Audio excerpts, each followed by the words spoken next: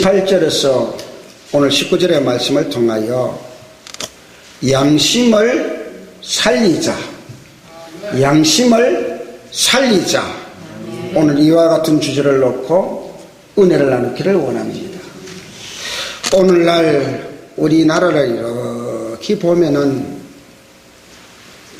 사회적으로 여러 가지 이렇게 보면은 정치를 듣다 보고 경제를 듣다 보고 교육을 듣다 보고 모든 분야를 다 이렇게 바라보면은 실망할 것밖에 없고 정말 나라가 어디로 되어 갈란가 우리가 정말 근심 걱정이 너무 많습니다. 그런데 여기 왜 이런 문제들이 생길까요? 왜 이런 어려움이 우리가 올까요? 인간의 양심이 잘못된 것이어서 모든 문제가 발생하고 있다고 말할 수 있는 것입니다. 지금 정치적인 혼란이 어디서 옵니까? 양심이 잘못되었기 때문인 것입니다. 왜 이 경제가 어렵고 요즘 이렇게 침체가 되어가고 있을까요? 그것은 우리 모든 국민의 양심이 잘못되어져 가기 때문인 것입니다. 오늘날 교육의 문제가 들다 보면은 너무너무 실망스럽습니다. 무엇이 많이 아느냐가 문제가 아닌 것입니다. 인간성을 상실해 가는 데에 여기에 문제가 있는 것입니다. 이것이 무엇인가 하니 양심인 것을 믿으시면 여러분 크게 아멘하시기를 바랍니다. 교회의 문제가 어디 있습니까? 교회가 왜 세상으로부터 지탄을 받고 교회가 타락해 가고 있습니까? 믿는 사람들의 그리스도인의 양심이 마비될 때에 교회는 타락할 수밖에 없는 것입니다. 이 역사의 가장 시급한 문제는 무엇일까요? 양심을 우리는 회복해야만 되는 것입니다. 저와 여러분은 내 자신 먼저부터 우리 예배드리는 우리부터 우리는 양심이 먼저 회복되어져야 된다는 것입니다. 다른 말로 하면은 양심을 살리는 것이 민족을 살리는 것이요, 양심을 살리는 것이 역사를 살리는 것이요, 양심을 살리는 것이 교회를 살리는 것이요, 양심을 살리는 것이 내 자신을 살리는 것을 믿으시면 우리 높이 드시고 아멘 하시기를 바랍니다. 이것이 바로 세상을 살리는 것입니다. 하나님께서 우리 인간들에게 율법을 주시기 전에 먼저 양심을 우리에게 거울로 주신 것을 믿으시면 아멘 하시길 바랍니다. 그럼 우리는 양심을 살려야 되는데 우리는 어떻게 해야 이 양심을 살리는 우리 자신이 되어질 수 있을까요? 첫째로 따라해 보시기 바랍니다. 양심은 하나님의 은사입니다. 양심은 하나님의 은사인 것이에요. 양심은 인간에게 주신 하나님의 창조의 원리요 창조의 은사인 것을 우리는 깊이 알아야만 되는 것입니다. 이것은 부모가 혈통으로 물려주는 것이 아니요 교회에서 학교에서 교육을 통하여서 배워지는 것도 아닌 것입니다. 양심은 하나님이 우리에게 준 가장 선한 선물이요 최고의 선물이요 감사의 선물인 것을 믿으시면 아멘 하시기를 바랍니다. 하나님께서 창조의 형상으로 양심을 우리에게 주셨던 것입니다. 그래서 양심의 타락은 인간의 타락이며 인간의 모든 불행은 양심을 잊어버린 데서 온다는 사실을 우리는 깊이 깨우쳐야 됩니다. 그래서 성경은 타락한 양심을 이렇게 표현하고 있습니다. 디모데전서 4장 2절의 말씀을 보니까 하인 맞은 양심이라고 말씀하셨고, 디도서 1장 15절의 말씀을 보니까 더러운 양심이라고 말씀하셨고, 또 어떤 경우에는 악한 양심이라고 표현한 것입니다. 사도 바울은 가장 사랑하는 영적 아들, 가장 가장 신뢰하는 자기 제자 디모데에게 이렇게 말합니다. 아들 디모데야, 내가 내게 이 경계로서 명하노니 전에 너를 지도한 예언을 따라 그것으로 선한 싸움을 싸우며 믿음과 착한 양심을 가지라. 어떤 이들이 이 양심을 버렸고 그 믿음에 관하여는 파산하였느니라고 18절 19절 말씀하는 것을 볼 수가 있습니다. 저와 여러분, 양심을 살려도 그만이 아니라 이 성산에서 저는 기쁜 금식을 하고 정말 기쁜 기도를 하고 하나님 앞에 우리가 무릎을 꿇고 간구하고 부르짖을 때에 양심이 사는 여러분이 되어주시기를 주님 이름으로 축원드리겠습니다. 그러면 양심을 우리는 살려야 되는데 우리는 어떻게 해야 우리 양심이 살려지는 그런 역사가 드러날까요? 믿음의 파선이라고 말씀하셨습니다. 양심을 버리면 파선한다는 말은 배가 앞을 전진하다가 나가다가 침몰하는 것과 같은 것입니다. 배가 침몰하면은 거기에 아무리 귀한 것을 심고 거기에 아무리 소중한 것을 담고 거기에 값진 것을 담았더라도 모든 것이 배에 침몰되어지므로 모든 것이 거기에 다 파묻히고 만다는 사실인 것입니다. 우리는 양심을 버려버렸을 때 우리 속에 양심이 살아 움직이지 않을 때는 살아서 가는 것 같지만은 우리가 나름대로 눈동자는 똑똑한 것 같지만은 그 사람은 볼 것 없이 배가 바다에 침몰되는 것 같지 정말 사는 것이 더 불행이요 그걸 갖고 움직이는 것이 더 비참한 것이요 우리는 양심이 죽어져 있을 때는 여러분 정말 우리 삶의 비참한 것을 여러분 깊이 깨달으시길 바랍니다. 그래서 사도 바울은 디모데후서 1장 3절에 말씀하니까 청결한 양심으로 조상 때부터 섬겨오는 하나님께 감사하라고 디모데에게 말씀하신 것을 볼 수가 있습니다. 청결한 마음과 선한 양심과 거짓이 없는 믿음을 가지고 살아라고 디모데에게 그 검문이 오늘 나에게 검미는 것을 믿으시면 아멘 하시기를 바랍니다. 우리는 왜 이렇게 양심을 지키는 것이 중요한가를 우리는 알아야만 되는 것입니다. 하나님은 양심을 만나는 지성소인 것이에요. 오늘 우리가 하나님을 만나러 왔습니다. 우리가 응답받으러 왔습니다. 우리 해결하기 왔습니다. 이 기도원 성산에서 여러분은 이 지성소에 들어왔을 때에 우리는 하나님이 만나는 것이 어디에 있느냐? 내 양심이 사는 데 있어서 하나님이 내 안에 거하시는 거고 하나님이 또한 안에 우리가 거하는 역사가 드러나므로 우리는 사는 역사가 드러나는 거예요. 여기서 이 여러분 정말 양심이 사는 여러분 되어주시길 바랍니다. 사람의 양심은 하나님의 음성을 들으는 안테나와 같다고 말씀하셨어요. 인간의 불행은 하나님과 교제가 단절되는 새에 온 것을 우리는 깊이 깨달아야 돼요. 그래서 양심을 거스르려면 하나님의 교제가 단절되기 때문에 불행해질 수밖에 없다는 사실을 우리는 깊이 깨달아야만 됩니다. 그러면 우리는 이 성산에서 양심을 살리는 여러분이 되는데 어떻게 우리는 또 이 양심을 살릴 수 있을까요? 양심의 가책과 불안을 보겠습니다. 조선 역사가 500년의 역사라 그러잖아요. 정확하게 말하면 482년의 역사가 482년. 그 중에 뭐 보면은 폭군도 많았지만은 가장 그 27대 왕 중에서도 가장 제가 보는 분에서는 불행한 사람이 누구였느냐? 세조였을 거예요. 세조. 세조가 단종 자기 조카의 왕위를 장탈했어요. 엄청난 사람을 죽였잖아요.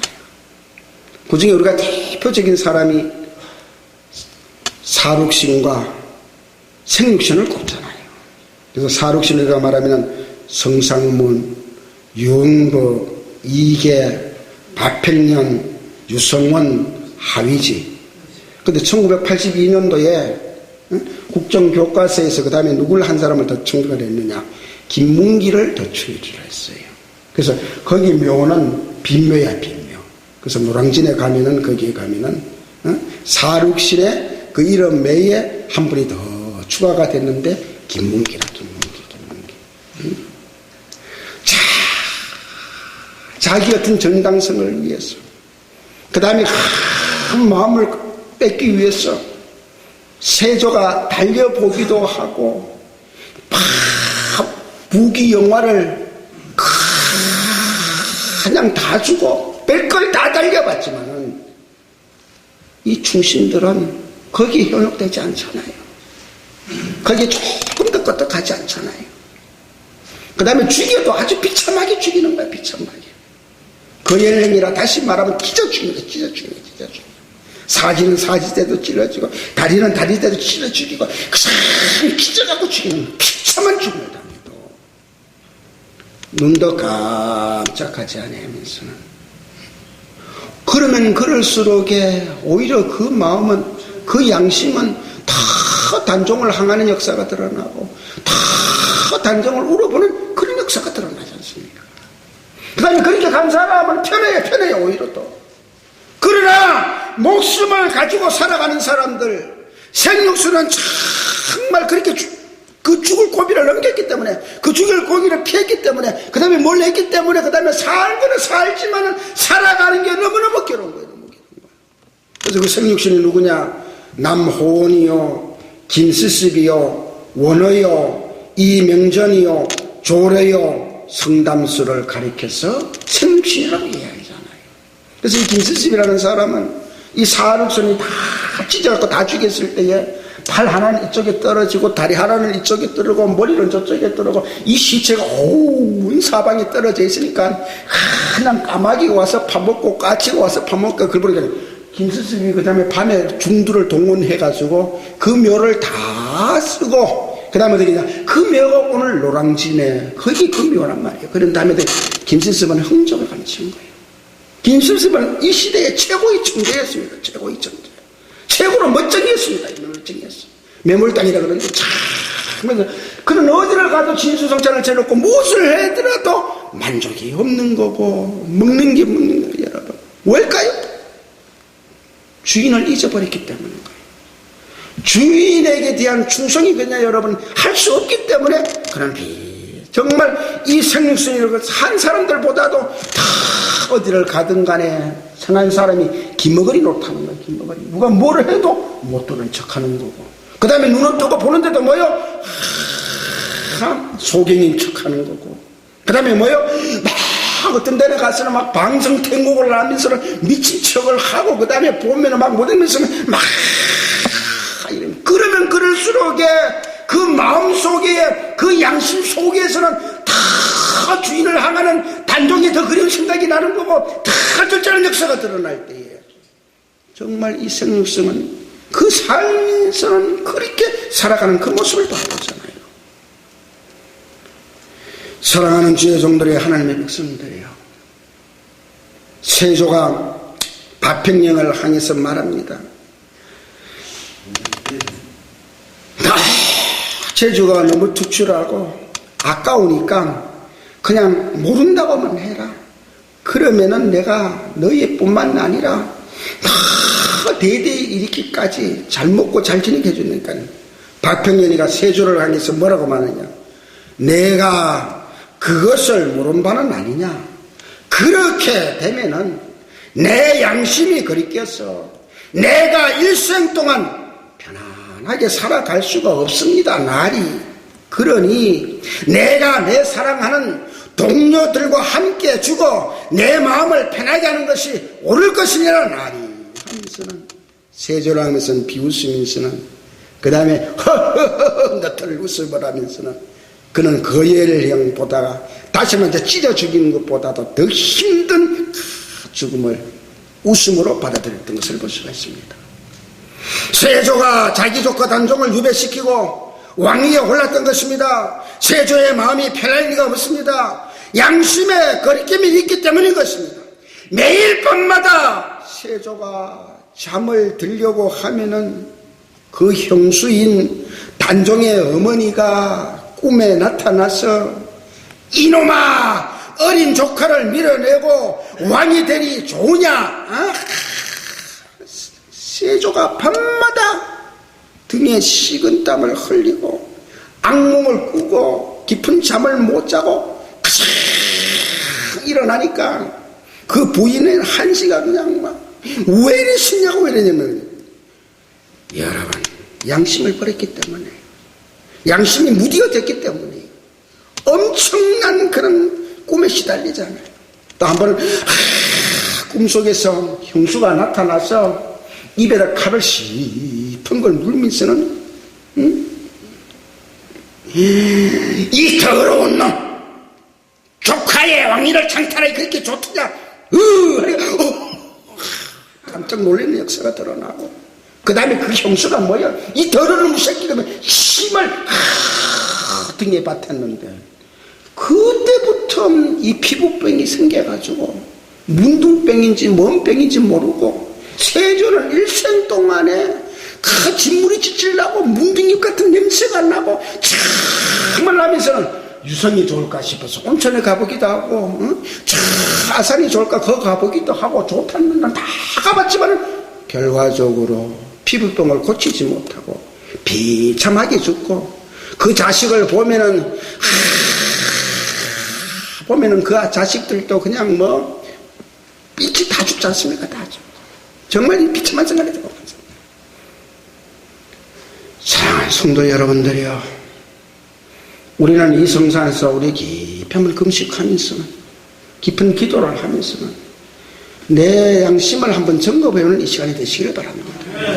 내 양심은 지금 어디에 와 있는지, 내 양심이 정말 어디에 대져 있는지, 무디어진 양심이고 우리가 정말 하면은 다시 한번 이 양심을 살리는 여러분이 되어주시기를 주님의 이름으로 축원드립니다. 우리가 하나님 앞에 10의 1조를 안 드릴 수가 있어요. 그 다음에 11조 안 드린다고 여러분 지옥 가는 거 아니야. 그렇잖아요. 11조 안 든다고 무슨 지옥을 가요. 그런데 문제는 있잖아요. 침례를 받고 세례를 받은 사람이 11조를 안 내면 어떻겠냐. 양심에 자꾸 거리낌이 없는 거야. 예배를 드려도 항상 거리끼어지는 거고, 목사 얼굴을 봐도 미안한 마음이 생각이 드는 거고, 그래서 일생을 믿어도 양심에 거리끼니까 은혜가 안 되는 거예요. 은혜가 안 되는 거예요. 기왕에 믿는 예수 기쁘게 못 믿으니 제대로 신앙생활을 할 수 없는 것입니다. 그건 내지 않았다고 또 부자 되는 것도 아니잖아. 부자 되는 건 그거 안 바쳤다고 해서 세상에서도 잘 되는 것도 아니잖아요. 마음의 거리끼리는 왜 그럴까요? 하나님께 온전히 11조를 드림으로 내 양심의 자유함을 얻고 내 양심의 기쁨을 얻고 내 양심이 정말 기뻐 즐거워지는 여러분들. 그래서 11조 띠 먹지 마라. 알았어요? 11조 띠 먹지 말라고. 11조 알았어요? 그래서 기도하는 동안에는 여기서 주님의 피와 살을 뭐 여러분 여기서 먹고 마시잖아요. 그래서 여기서 여러분 11조는 주님의 피와 살을 먹는 이 기간 동안에는 여기서 해주는 여러분이 돼야 되는 거예요. 알았어요? 그래서 11조 띠 먹지 마시기를 주님의 이름으로 축원드립니다. 양심을 살리자는 오늘 주제로 우리는 은혜를 나눴습니다. 우리는 양심을 어떻게 해야 될까요? 양심과 기도에 대해서 생각을 합니다. 양심은 그리스도를 증거하는 것이에요. 그리스도는 이 세상에서 그리스도를 증거하는 것이 선한 양심인 것입니다. 베드로 사도는 이렇게 고백을 합니다. 선한 양심을 가지라. 이는 그리스도 안에 있는 너희의 선행을 욕하는 자들로 그 비방한 일에 부끄러움을 당하게 하려 함이라고 베드로전서 3장 16절에 말씀하십니다.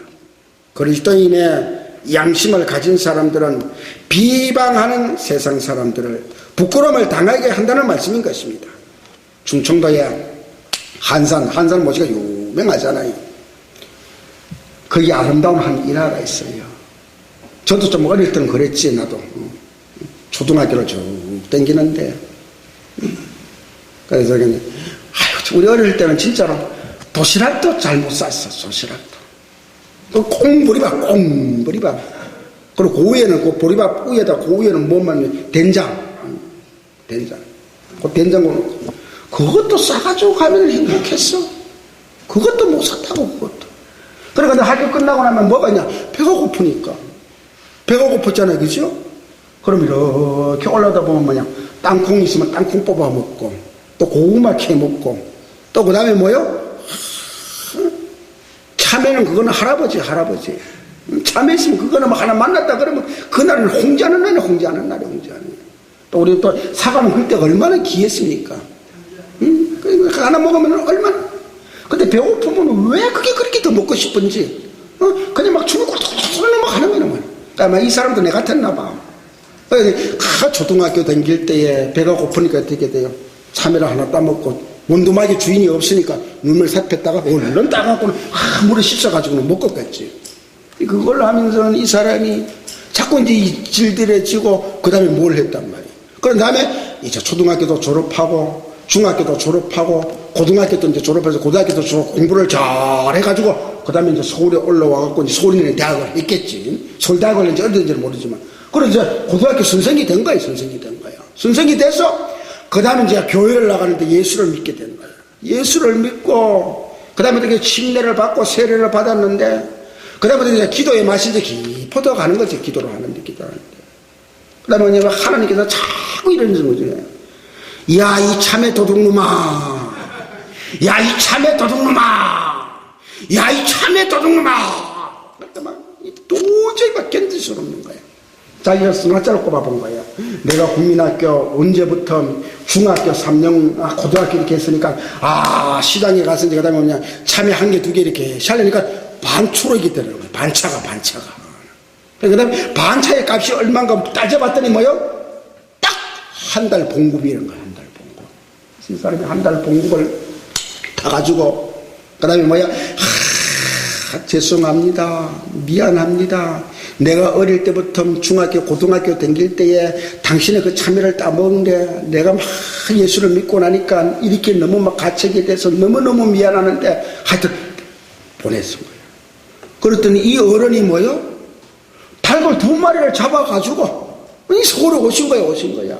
그래, 내 자네 출세했다는 소리는 들었네. 내 자네 잘했다는 소리는 들었네. 그런데 뭐 초등학교 다닐 때야 그거 뭐 좀 따먹는 것 같고 충청대 인생 그런 거 아니잖은가 이 사람아. 아니세요. 그때 가져가니까 아닙니다. 가져가십시오. 형님 먼저 막 읽어주니까 뭐요? 눈물을 쫄쫄 흘리면서 아닙니다. 내가 이게 대받으면 절대로 안 됩니다. 하나님에 대해서 따른 고발입니다. 그러면 차비까지 보태갖고 줬더니 이 충청도 양반이 내려가더니 뭐요? 식구들을 다 모아놓고는 이야, 내가 일생 동안 살았는데 내 머리털 나고 이런 사람 처음 봤다.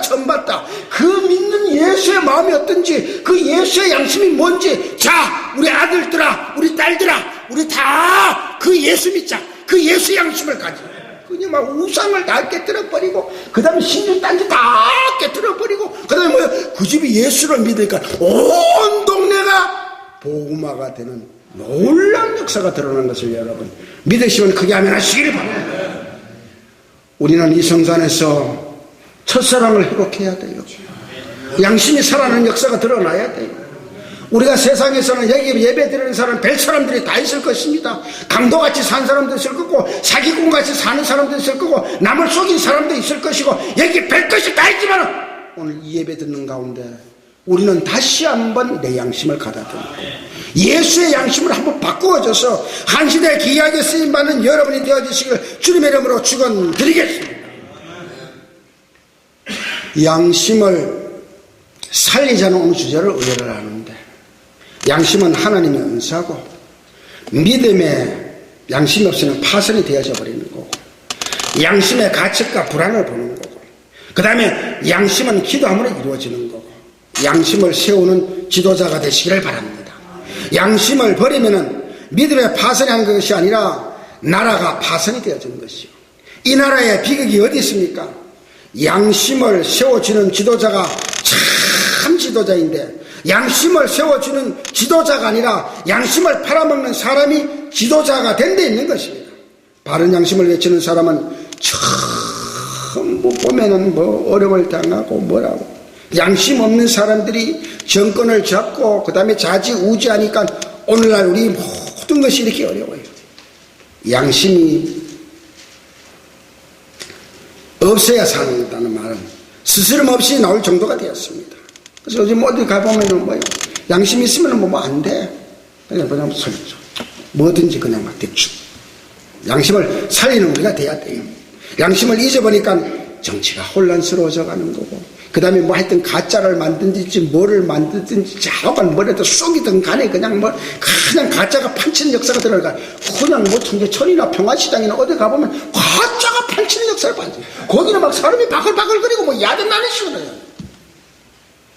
여러분, 이게 얼마나 가봤어요? 나라 망하는 일이에요. 나라 망하는 일. 오늘도 목사도 가짜가 얼마나 많은지 알아요? 그 뭐 이상한 군수신학교 그냥 뭐 몇십만 원 주면 그냥 목사 안수 줘가지고 이 사회를 얼마나 혼탁하게 지고 얼마나 갖고, 여러분, 아무래도 그런 목사가 되려고 그러면은 10년 정도 이상은 제대로 공부하고 제대로 훈련을 받아 나와야만이 목사가 돼야 되는 거예요. 목사가 목사다고 해야 되는 것이지. 아무 때로 목사가 우습게 받아 나오니까 그냥 막 교육의 그 미꾸라지 한 마리 때문에 그냥 막 탁 떨어지고, 그것 때문에 그냥 복음화가 막히는 역사가 들어가는 거죠. 오늘날은 가짜가 판치는 가짜가 판치는 시대. 우리는 이걸 해야만 되는 것입니다. 양심이 살아나야만 되는 것입니다. 양심이 회복되어지는 여러분이 되시기를 주님의 이름으로 축원드리겠습니다. 오늘 우리 양심을 살리시길 바랍니다. 양심이 죽고서는 살아남을 수가 없는 것이에요. 교회는 양심을 생산하는 공장인 것을 믿으시면 아멘 하시기를 바랍니다. 교회에서 마저 양심이 생산이 중단되어진다면 역사는 그곳으로 끝이 나고 마는 것이에요. 그렇기 때문에 잠언서 4장 23절의 말씀 보니까 무릇 지키만 한 것보다 더욱 내 마음을 지키라, 생명의 근원이 이에서 남이라고 말씀하셨잖아요.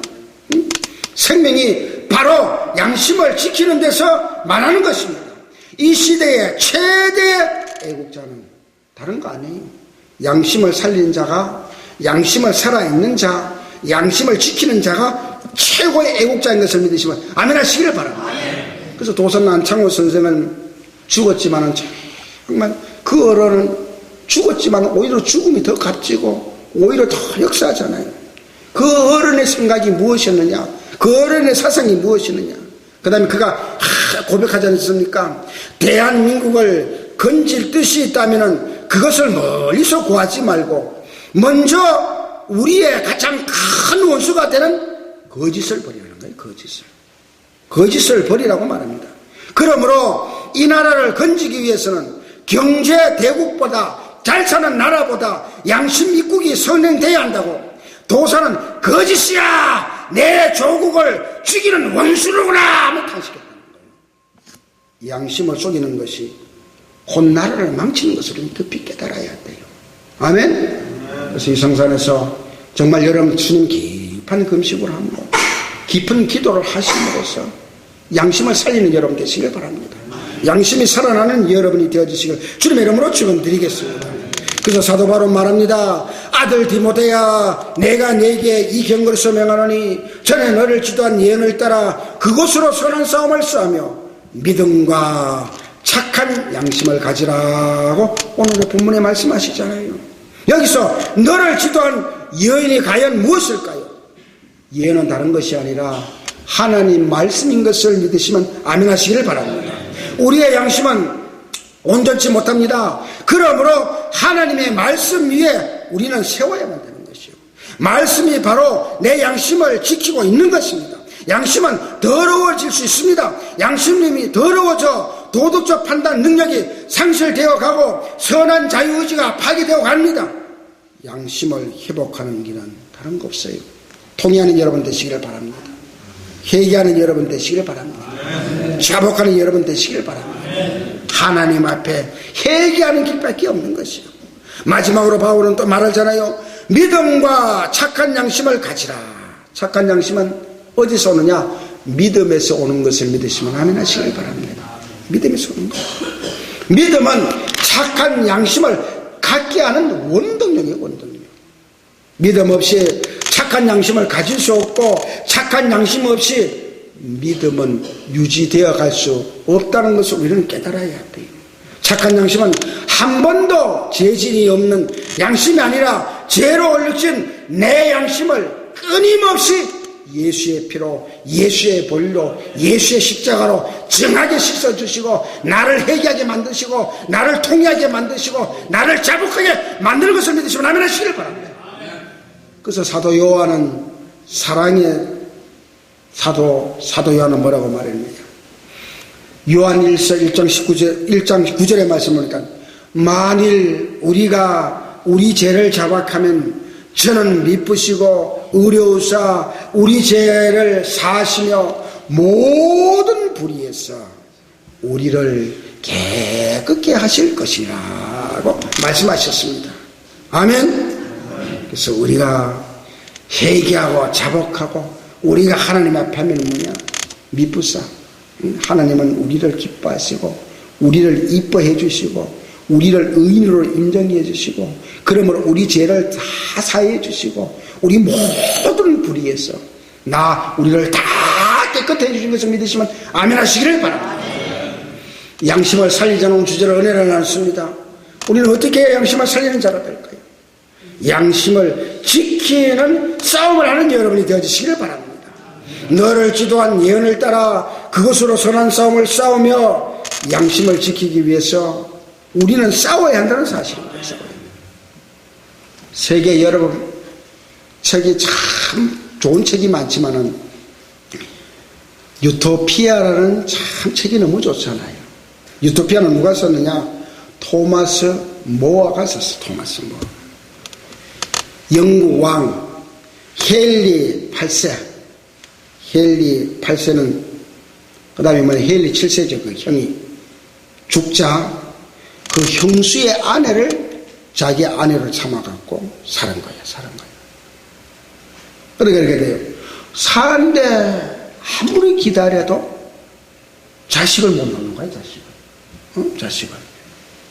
그러니까 옛날에는 하여튼 여자가 자식 못 낳아주면 그 집에 쓸 자식 못 낳아주면 그건 안 되잖아요. 또 더구나 왕이니까 이어가야 될 그게 있어야 되니까 얼마나 귀합니까. 그러니까 헨리 8세가 그 다음에 자기 형수를 취해가지고 아내를 삼았는데 기다려도 자식이 안 나오니까 어떻게 되냐. 그 다음에 애니라는 그 요정을 다 취해서 그 다음에 그 요정이 아기를 배우고 아기를 낳은 거야. 그러니까 그 형수 다시 말해서 자기 왕위를 폐해버린 거예요. 그러니까 모아가 이 왕의 이 부당성을 막 지적하는 거예요. 지적하면서 양심 선언을 한 거지. 양심 선언. 왕은 토마스 모아가 너무너무 아까웠어. 머리가 아깝고 재주가 아깝고 이 사람이 글이 너무 아깝고 너무 쓸 데가 많고 너무 뭐라니까 뭐냐면은 이 헨리 8세가 토마스 모에게 이야기하는 거야. 야, 잠잠만 해줘라. 좀 대발 입만 샤토마수만 하고 있어라. 침묵하라. 그러면 내가 살려주리라고 했어요. 그러나 토마스 모어는 침묵할 수 없습니다. 그가 막 양심 선언을 하고 있는 거야. 그 다음에 이게요, 런던 탑에다가 가두어 버리고 말았어요. 그 다음 또 기다렸는데 그냥 막 자꾸 양심 선언을 하고 자꾸 지적을 하니까 뭐예요. 헨리 8세가 나중에는 참수행을 했잖아요. 참수행을. 그래서 런던 탑에서 끌어내가지고 이제 목을 치는 순간이 목을 치는. 그 단두대 위에서 토마스 모아를 목을 치려는 지평관이 눈물을 쫙 흘리면서 하면서는 그 앞에 와서 무릎을 탁 꿇으면서 경이시여 내가 어찌하여 경의 목을 치는 죄를 범하게 되었는지 모르겠습니다. 잘 용서해 주시옵소서. 잘 불쌍히 여겨달라고 할 때에 토마스 모어가 그 지평관에 몸을 다 가르면서는 그 다음에 둘이가 함께 눈물을 쭉 흘리면서는 그 다음에 토마스 모어가 말하면 이렇게 서면서는 그에게 사랑의 키스를 탁 하면서는 멋있는 말을 하잖아요. 그대가 나를 죽이는 것이 아니라 따라해봐요. 그대가 나를 죽이는 것이 아니라 역사가 나를 죽이는 것입니다. 따라해봐요. 그대가 나를 죽이는 것이 아니라 역사가 나를 죽이는 것입니다. 조금 더 두려워하지 마십시오. 조금 더 겁내지 마십시오. 조금 더 미안하지 마십시오. 그 다음에 어떻게 돼요? 토마스 모아가 거기 왔는 모든 궁중들을 향해서 소리를 칩니다. 여기 오신 모든 분들이요, 나를 위해 기도해 주시는 것도 좋지만은 나는 여러분을 위해서 천국에 가서도 기도할 것이고 여러분의 왕을 위해서 기도해 주시기를 바랍니다. 그가 하나님의 마음에 드는 왕이 되도록 간절히 기도해 주시기를 바랍니다. 나는 왕의 충실된 신하로서 죽는 것입니다. 그렇지만은 나는 왕의 신하이기도 하지만은 하나님의 신하로서 나는 기쁘게 죽습니다. 나는 즐겁게 죽습니다. 이 나라를 사랑하는 마음으로 죽습니다. 이 나라를 너무 아끼는 마음으로 죽습니다. 그때의 영국의 역사상에 정말 해가 지지 않은 나라였고 영국이 그때의 최고로 잘 사는 그런 것이 무엇일까요? 토마스 모아 같은 이런 훌륭한 어른의 양심이 살아있기 때문에 영국은 한때 그렇게 잘 되는 역사가 드러나는 것입니다.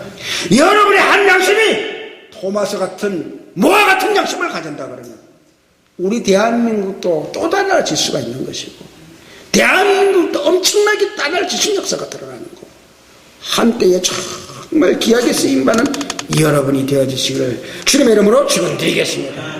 저는 오늘 결론을 맺기를 원합니다. 디모데